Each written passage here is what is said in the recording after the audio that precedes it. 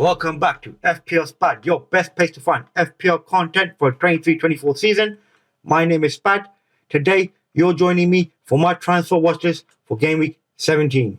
In that, I look at the 30 most transferred in players in and put them in the categories of must-buys, great transfers, good transfers, optional and lucrative transfer, gamble transfers, and transfers that we certainly need to avoid for the coming game week ahead. If you like my content, please like, subscribe to my channel for future FPL content if you're new around here. Now let's get on with this transfer watch list for game week 17. So let's start this transfer watch list at the bottom of the list, and that is Romero first. And I'll say you should avoid him as he's looking like he's going to be sent off any game. He should have been sent off the last game. He got away with it. VAR didn't intervene when they should have. And I just think he's going to be carrying on the same pattern of aggressive play and end up getting sent off again and then getting a full match banned. So I think you should avoid him completely. No man to bring into your team. Then we have Dubravka. In my opinion, he's a good transfer to bring in. There are rumours around that he's got a shoulder injury that he's carrying, but we don't know how true that is. We haven't heard that from Eddie Howe at all. And for what we know, he still will be starting the next few Premier League games at least, unless they sign a keeper in January. But that's still 4 game weeks that he's going to get that guaranteed to be playing. So in my opinion, he's a good transfer. And Newcastle haven't had the best of game weeks for the last few weeks, but they still have a great defence and got few players returning as well. So in my opinion, a good transfer. Then we have Alisson.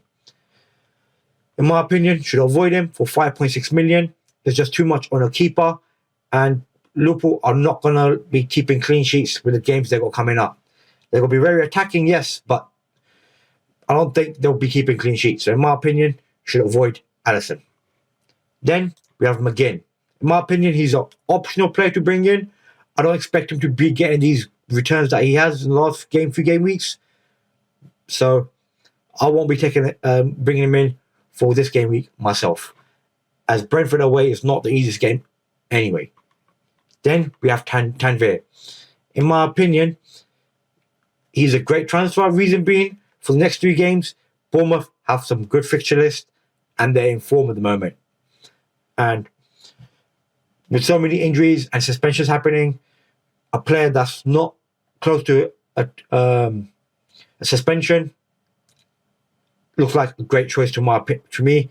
And with a price of 5.4 million, if you look to take out someone like Chan, who's got some hard games coming up now, and it's a lot cheaper, will be a great replacement for him. Then we have Isak. In my opinion, he's a gamble. Reason being, Wilson is coming back from injury as well. He came on in the last game, and Isak has been playing a lot of games recently, so he could easily be rested for the weekend. We won't know for sure until we see what happens in the Champions League game tomorrow, but for now, in my opinion, he's a gamble transfer to bring in. He hasn't been getting any returns as well, so that's not good as well. Then we have Leno. I say you avoid Leno because they do have some hard games coming up, in my opinion. I know he's kept 2 clean sheets in the last 2 games where they won 5-0 each time, and he kept clean sheets. But I just don't think that run is going to continue for the foreseeable future. So in my opinion, you should avoid him. Then we have Sterling. In my opinion, he's optional. Chelsea do have some good games coming up from now, so he could get some returns. But the inconsistency for Chelsea is all there to show. So for that reason, he's an optional player to bring in. Then we have Saka. In my opinion, he's a good transfer to bring in. Reason being, he's the focal point of Arsenal's attack. He's not a great transfer because of his price. He's 9 million now, and that is getting quite expensive for him. So for someone that's not putting up the numbers that say someone like Son is. So for that reason, he's a good transfer. And he's got some good hard fixtures coming up as well. So that's not good. Can't edge him towards the great transfer, So I'll leave him in the good transfer. Then we have Udigi. In my opinion, he's an optional person to bring in as well. He did get a goal last week. I don't expect him to be getting that every game week, in my opinion. Nottingham Forest away is a decent game, but Forest are solid at home and they do require a win themselves. They got a draw last game week when Steve Cooper's position was under jeopardy. So they would want a win at home. And win at home against Tottenham will be good for them. So, like, for him to keep his job. But in my opinion, he's an option to bring in because I don't see Tottenham keeping many clean sheets either because of their attacking style. Then we have Hechan. In my opinion, he is a gamble. Reason being, in 4 weeks' time, he's going to be off to the Asia Cup. And the 4 games that they got coming up are really hard. Like, start off with West Ham away, and then a few games after that are hard. And you wouldn't really want him in your team with those games coming up because you wouldn't expect to be getting any returns, in my opinion. Like, I have him in my team, and I'm thinking my initial plan was to take him out. I might hold it for 1 more week, but even now I'm still debating it. I haven't made my final choice, but for that reason, I wouldn't be bringing him in. So for me, it is a gamble transfer to bring in for him only 4 weeks, 4 game weeks, and they're hard games. So I would not be bringing him in. Neto, same again. I'll avoid him as well. I just don't think Bournemouth will carry on with this great form the way they're keeping clean sheets. I expect them to concede here and there, and not make many saves. So I think he's on avoid as well. There are a lot of keepers now on this list, but I just think he's an avoid at 4.5 million. They have Leon Bailey. In my opinion, he's a gamble. He did start the last game, played the first half, and then came off.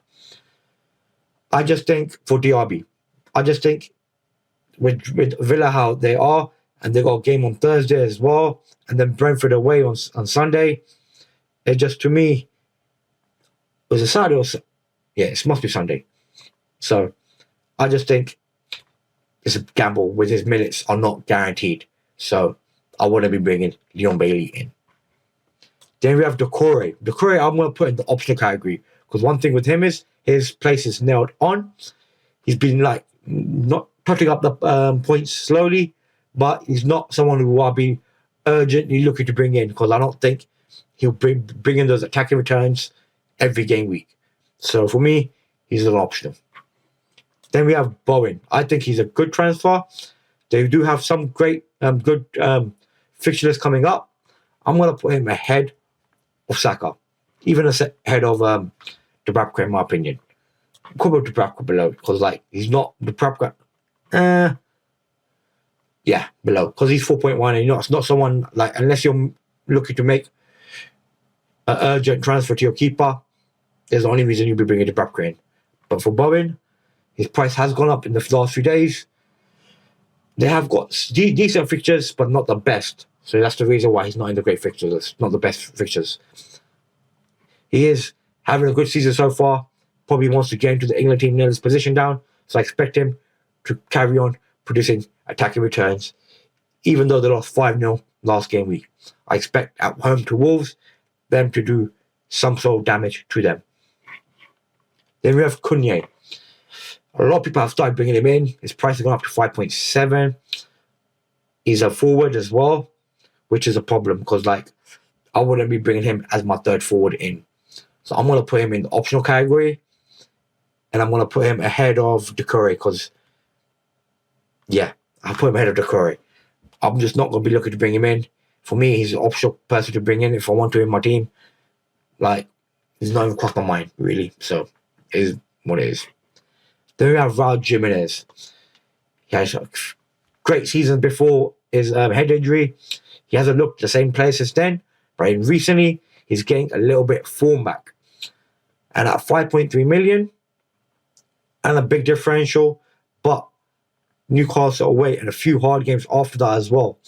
So again, I have to put him in the optional category. I can't put him in the great category because the games are not in his favour. So I'm going to put him ahead of Rudiger, in my opinion. Not a player that I'll be looking to bring in because of the fixture list. But I could be proven wrong. Fulham might have turned it to corner, but the 2 games they won 5-0 were both at home. And Newcastle away, it's not going to be an easy game because even though Newcastle are tired, they don't look fully fit at the moment because they play so many games. I still expect Newcastle to maybe hold down a clean sheet at home against Fulham. Then we have Palmer. I'm going to put Palmer in the good transfer list. Reason being, when he's on the pitch, he's on penalties. That's the only reason. Like, he's on penalties. Like, I'm not sure about how many set pieces he takes, but because he's on penalties, and he could be a good option for fifth midfielder in your team. If you've got the extra cash around, especially with Haaland maybe being out, and you need to bring in another player in to cover Haaland for the time being, Palmer could be your man, especially at 5.5 million with the games Chelsea have coming up.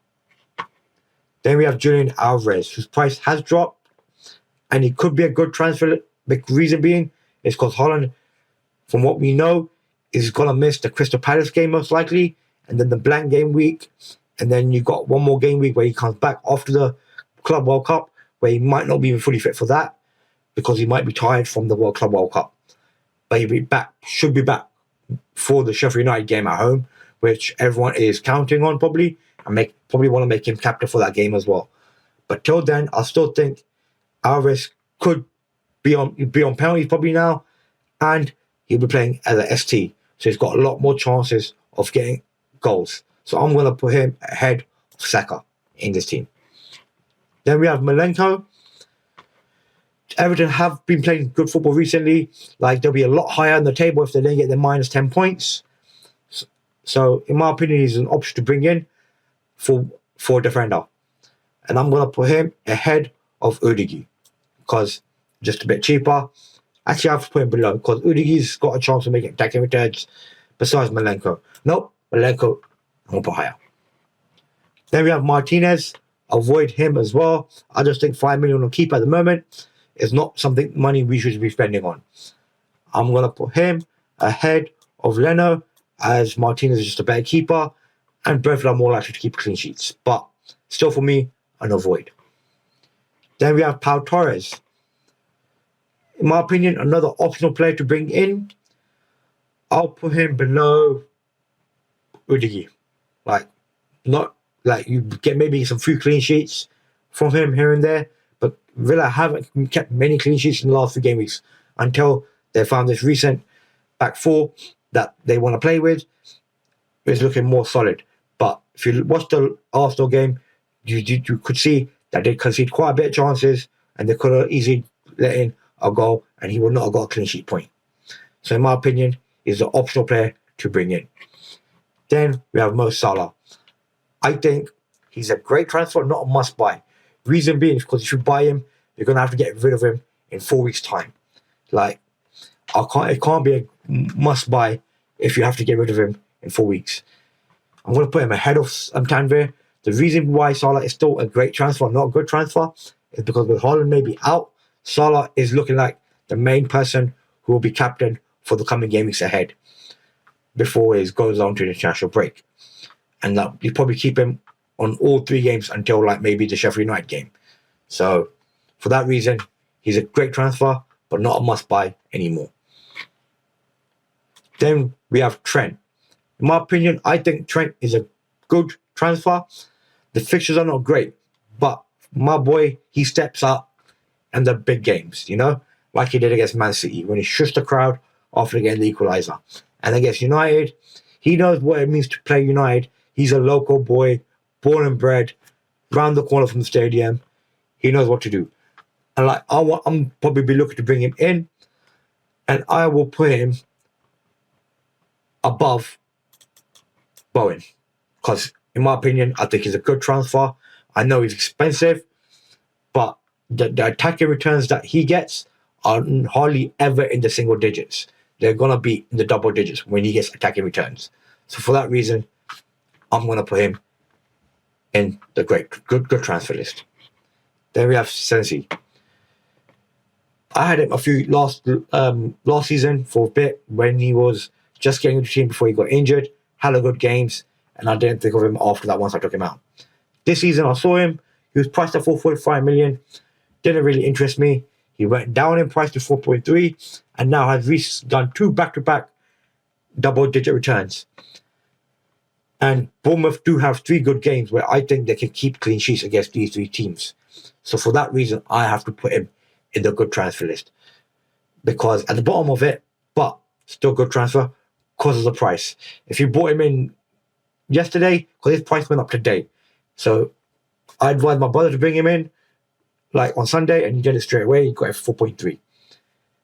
Just a cheap defender that you can rotate with one of your other defenders, or maybe play instead of Haaland if you need to, if you have fourth or fifth defender that you can change with extra bit of cash that you have in your team. Then we have Gordon. I think Gordon's a great transfer. Reason being, actually, I'm going to put him in the good transfer because Harvey Barnes could be back, and I think Gordon might need a rest as well. I think he's maybe one card away from yellow from my. Actually, no, he's done a suspension over. What am I on about? Yeah.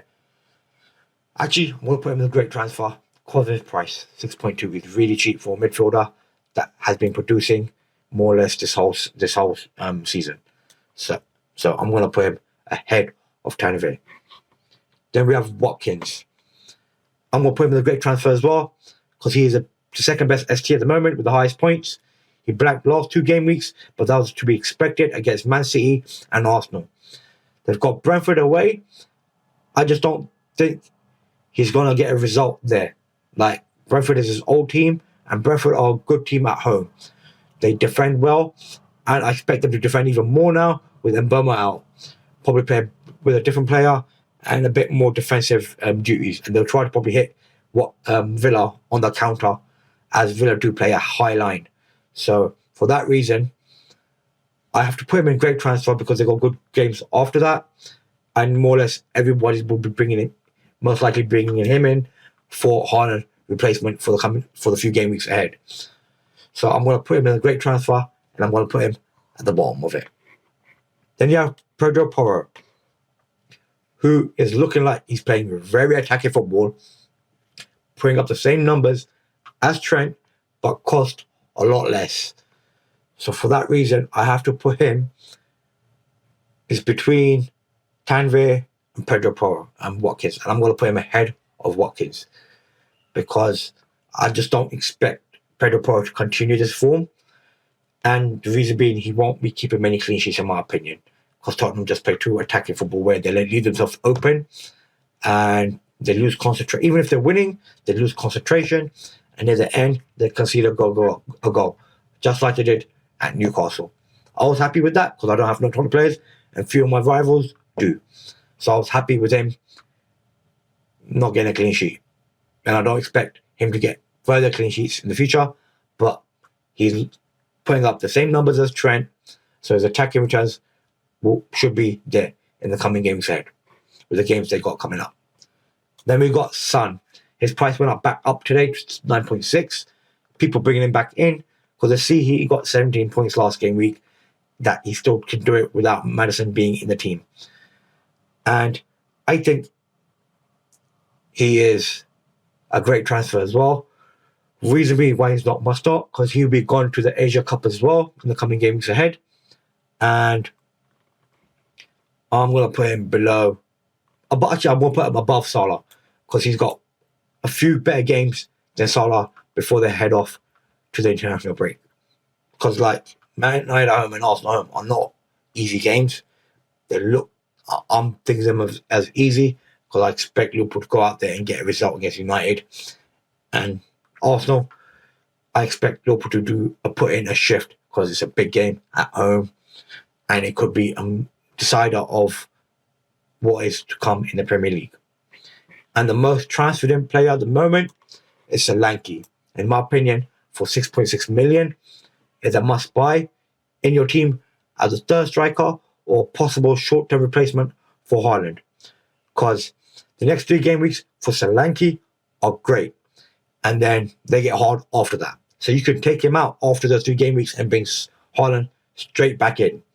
And that way, that's if you want to just do straight swapping, keeping the money in your bank and just doing a straight transfer for Haaland and looking to bring him back in game week 20 when they play Sheffield United at home, which everyone is going to be probably captaining Haaland in that game week. Even some people might even triple captain, depending on how they feel, And that could even be a double game week possible. Not confirmed yet, but could be a possible double game week.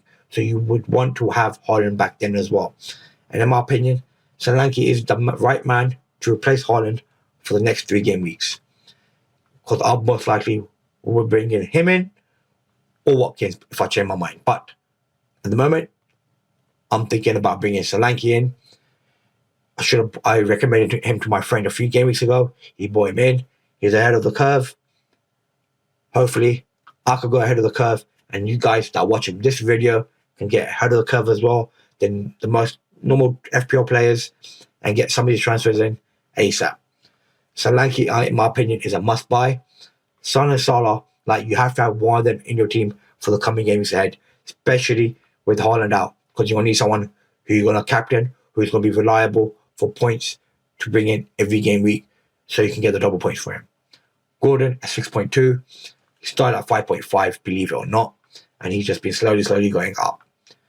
And Fulham at home, I know Newcastle haven't been looking themselves lately, but that's because of fatigue of the games, the amount of games they're playing, with the amount of injuries the squad has.